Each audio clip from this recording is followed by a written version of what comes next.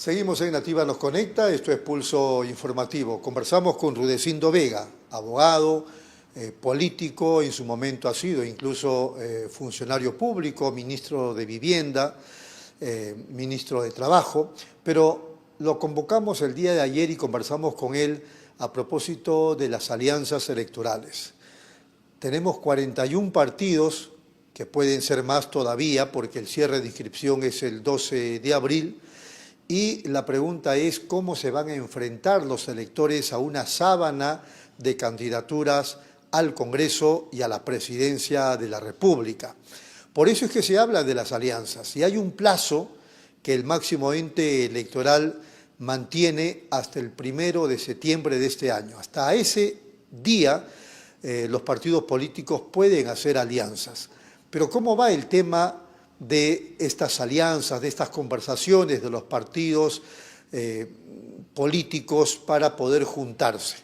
Sobre eso hemos conversado justamente con Rudecindo Vega, que nos dijo lo siguiente. Yo soy de los que cree que este es un proceso electoral turbio, irregular, fraudulento, lo he definido yo, porque en realidad antes de la convocatoria ya habían inclinado la cancha, ¿verdad? ¿Por qué? Porque la normativa política electoral que hoy existe, que lo ha dado el Congreso, lo ha promulgado el Ejecutivo, está orientada a beneficiar a los partidos que están gobernando en el Congreso y en el Ejecutivo, ¿verdad? A lo que yo denomino esa mafiosa coalición gubernamental, y a perjudicar a sus adversarios. Uno. Dos, tienen controlado a los organismos del sistema de justicia. ¿Para qué? Para definir a quienes liberan y a quienes meten presos, y de esa manera quienes pueden o no ser candidatos. Han intervenido el sistema electoral, hoy el sistema electoral está intervenido, ¿verdad?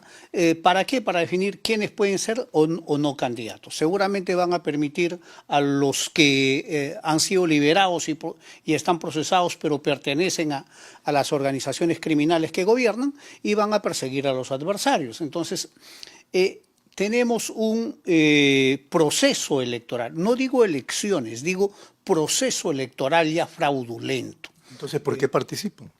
¿Por qué? Porque yo soy de los que convencidos que aún con esas reglas, con la cancha en contra, con los procedimientos en contra, sí se puede, los peruanos sí podemos revertir el día de las elecciones, vencerlos a la mafiosa coalición. Yo digo, ¿qué se necesita? Se necesita promover los frentes sociales, que es en lo que se está avanzando. Se necesita crear alianzas políticas electorales, que hay varias iniciativas que están avanzando y que hoy tienen el plazo hasta el 1 de septiembre para concretarlas. Se necesita, por ejemplo, tener misiones electorales permanentes. O sea, cuando digo permanentes, no digo que tengamos misiones el día de las elecciones, eso viene cualquiera, eso es para santificar, que vengan desde ahora a evaluar todo el proceso y ver cómo marcha el proceso. Y eso se puede hacer. Ahí está la OEA, está la ONU, está la Comisión Europea. Se necesita, además, yo lo vengo insistiendo, que independientemente de las alianzas, muchos partidos pudiéramos firmar una suerte de acta para crear un comando nacional multipartidario de personeros, de tal manera que todos los personeros reportan a un solo organismo, y con esas actas uno puede hacer el paralelo, y con esas actas uno puede hacer un conteo rápido, de tal manera que hay maneras de evidenciar el fraude, de evidenciar la derrota de la mafiosa coalición y de garantizar que el triunfo en las urnas de la gente, del 95% de peruanos que desprecia a este gobierno, pudiéramos plasmarlo el día de las elecciones. ¿Alguien podría decir, no le están haciendo el juego a ese presunto fraude? No, bueno, siempre es posible, pero la historia en el Perú nos demuestra es que los que dicen eso sacan cuerpo, y cuando sacan cuerpo nos va peor.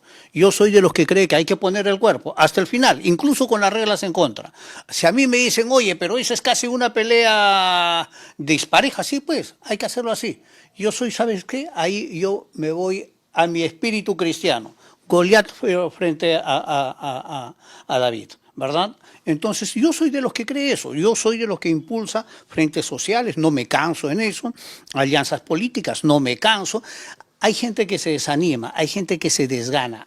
Al primer golpe, al primer error, pierden la emotividad, se tiran para atrás. Entonces no me equivoqué cuando dije voy a buscar a Rudecindo Vega para hablar de cómo van las alianzas. A partir de ese contexto que usted plantea y que cualquiera podría suscribir, la pregunta es, ¿cómo va el tema de las alianzas de los partidos de diferentes sectores ideológicos? Si cabe el término, considerando que el 1 de septiembre se cierra. Lento, duro, como todo proceso para formar alianzas no es fácil, ¿eh? Nunca ha sido fácil, siempre es difícil, es nadar contracorriente. Porque, mira Rodolfo, una alianza es decirle a un candidato, ¿sabes qué? Tú no vas a ser candidato. Posiblemente sea otro. O sea, es un riesgo, pero tienes que deponer tus intereses individuales, personales, particulares, ponerlos en una mesa y hay que negociar. Y en esa negociación quizás tú no seas, quizás sea otro.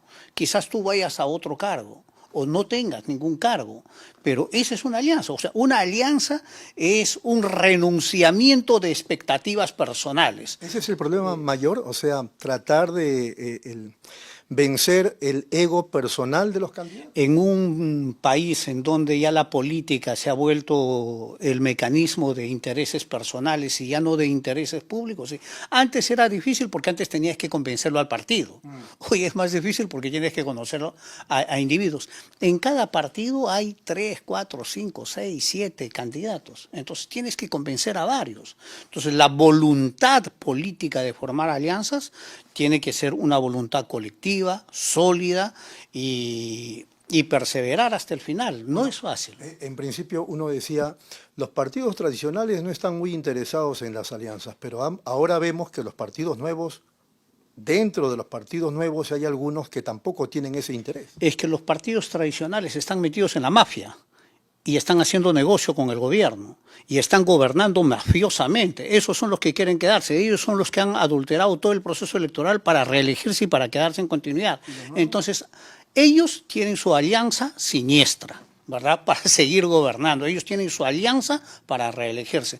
Los nuevos, hay muchos que están absolutamente perdidos. O sea, mira, yo conozco candidatos de diferentes partidos, precandidatos, en donde me he quedado con un convencimiento total, ¿verdad? Es que cada persona a veces es dueño de sus locuras y sus sueños. Hay gente... ¿Por qué? Porque hay gente que no tiene ninguna capacidad, ninguna preparación. O sea, pueden tener mucha plata, pero no tienen la formación para gobernar. El Perú no está para seguir ese camino. Hay otra gente que está muy preparada, pero que no tiene la voluntad. Entonces, acá lo que necesitamos, gente preparada, gente con voluntad, que se integre al proceso político de recuperar la democracia, de reactivar la economía, en el cargo que esté, en el cargo que esté. Si le toca a uno estar impulsando desde diputados, pues que impulse su proceso de diputados. Desde una alcaldía distrital, provincial, que lo haga ya ahí. De un gobierno regional, de un gobierno regional. Desde el Senado, desde el Senado. Desde el Ejecutivo, desde el Ejecutivo. Pero lo que hay que decirles es, miren, acá necesitamos que cada uno pueda aportar a partir de su conocimiento, de su experiencia, de su capacidad, de sus posibilidades, ¿no? No, imposible, ¿no? Mira, he escuchado a algunos que dicen, si Castillo ha logrado ser presidente de la República, ¿por qué yo, siendo empresario exitoso, no puedo serlo? Sí, pues, pero Castillo tenía una marcha multitudinaria nacional, una protesta nacional que se masificó el 2017 y el 2018, ¿verdad? De la huelga de los maestros, sí, tenía eso. Castillo tenía experiencia política, no es que no venía de experiencia política, venía de una experiencia política, él había sido militante de Perú Posible, había sido candidato también ahí.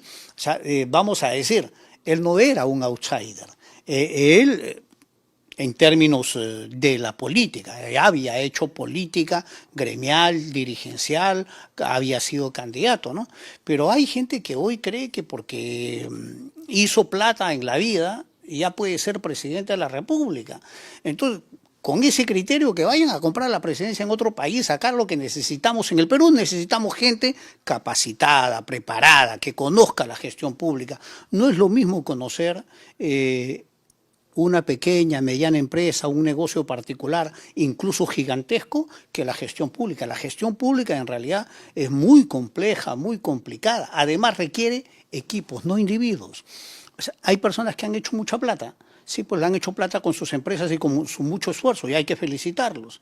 Pero la gestión pública no es así. La gestión pública tú no lo haces con un equipo que contratas. Tienes que tener equipo de profesionales para dirigir los diferentes ministerios, las diferentes instituciones. ¿No estamos frente acaso a la posibilidad de un fracaso de las alianzas?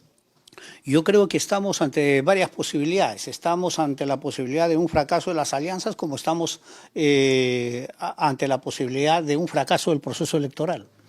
Y te lo digo por qué.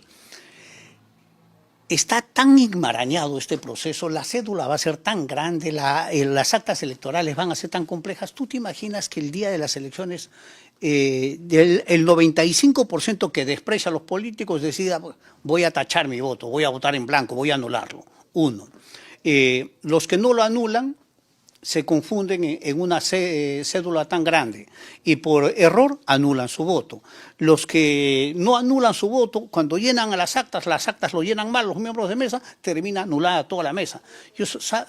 El último artículo que yo... La alternativa es que, digamos, a río revuelto, ganancias pescadores, los partidos tradicionales sean los beneficiados. No, es que yo siempre digo eso. La primera posibilidad es que la mafia gubernamental va a ser la beneficiada. Pero la segunda posibilidad es que ni la mafia lo tiene controlado, es que han enmarañado tanto el proceso que los votos nulos y blancos sean mayores y se anulen las elecciones. Y se anulen, pero por la angurria de la mafia, por haber querido entorpecer todo, por haber enmarañado todo, lo ha hecho tan complejo que con una cédula de 41 partidos, que con acta para llenar de 41 partidos, lo más probable es que se anulen muchas actas, se anulen muchos votos. Van a ganar los votos nulos. Podría. Por eso te digo, ese es el otro riesgo. O sea, así como hay la posibilidad de que fracasen las alianzas, cosa que yo no quiero, cosa que yo insisto y que ojalá pueda, pero es que también parece que se van a formar algunos, o sea, no todas. O sea, algunas... ¿Puede darnos algunos ejemplos, algo que usted vea que parece que este grupo está madurando? No, a ver, hay un grupo que ha madurado bastante, que es el grupo de... El acuerdo, no es el acuerdo nacional, es Ahora Nación, primero la gente, Ahora Nación de Alfonso López Chao, primero la gente, está el Partido de los Trabajadores y Emprendedores y además está Nuevo Perú de Verónica Mendoza. O sea, esos cuatro vienen conversando hace 4 meses, tienen ahí sus idas y vueltas, pero creo que es el proceso más avanzado y consolidado que hay de una alianza. Luego hay iniciativas muy sueltas, se juntan, se separan, se dividen, se vuelven a juntar. Pero yo creo que así como hay esas alianzas, también hay un proceso ya iniciado, ya desencadenado, que es el de constituir un gran frente social de varias organizaciones gremiales sociales, ¿no? Impulsada por el SUTIP, impulsada por Construcción Civil y sobre la cual se van integrando varios otros movimientos. Así que de repente tenemos un frente social antes que alianzas públicas y los frentes sociales sean los que den la línea a los partidos políticos, que les den la expectativa, la orientación y el objetivo. Ojalá eso se prospere. Muy bien. Antes de concluir la entrevista, quería una impresión suya sobre la violencia en las calles. Y lo último, que no ha tenido mayor repercusión, por lo menos desde mi punto de vista, este atentado contra la vida de Lucho Villanueva, secretario general de la Federación de Trabajadores de Construcción Civil y además presidente de la CGTP nada menos. Sí, mira, eso es un dato duro, que en el Perú una noticia de ese calibre, de ese nivel de preocupación, pase prácticamente clandestina. Uno lamentablemente tiene que enterarse que al presidente de la Confederación General de Trabajadores del Perú, que es además secretario general de la Federación Nacional de Construcción Civil, hayan padecido un atentado y no hay noticia. Nadie lo informó. Los medios todos han callado. ¿Y sabes por qué nos hemos enterado? Porque hubo pronunciamientos de instituciones. O sea, Además que la noticia se revela 10 días, 8 días después. 10 días, 8 días después, bueno, ahí el cambio de ministro, varias cosas. Es en realidad mezquino, doloroso, porque yo sí tengo que decirlo abiertamente, si hay un dirigente sindical que ha puesto todo su empeño, su esfuerzo por luchar por la seguridad ciudadana y contra la criminalidad, ha sido Lucho Villanueva desde la Federación de Construcción Civil. Desde ahí se han promovido todas las alianzas con los gremios empresariales, con Capeco, con la Confidep, con la Cámara de Comercio, un conjunto enorme de iniciativas que se han llevado al Ejecutivo, al Gobierno, al Ministerio del Interior, al Gobierno Nacional, a la Presidenta de la República. Hay una gran cantidad de normas y que a un líder de ese tipo le dejen suelto.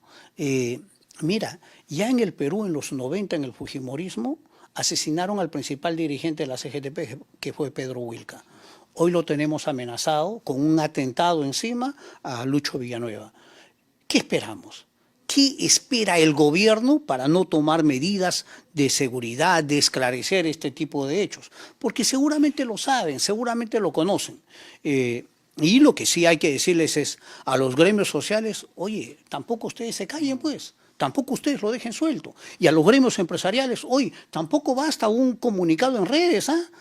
Cuando las cosas les afectan a ustedes y los trabajadores salen, ahí sí se juntan. Pero ahora que atentan contra el principal dirigente de los trabajadores, sacan un comunicado y luego callan. No, creo que acá hay que asumirlo en toda la seriedad que esto corresponda, de protección a los dirigentes sociales y de protección, en este caso, a Lucho Villanueva.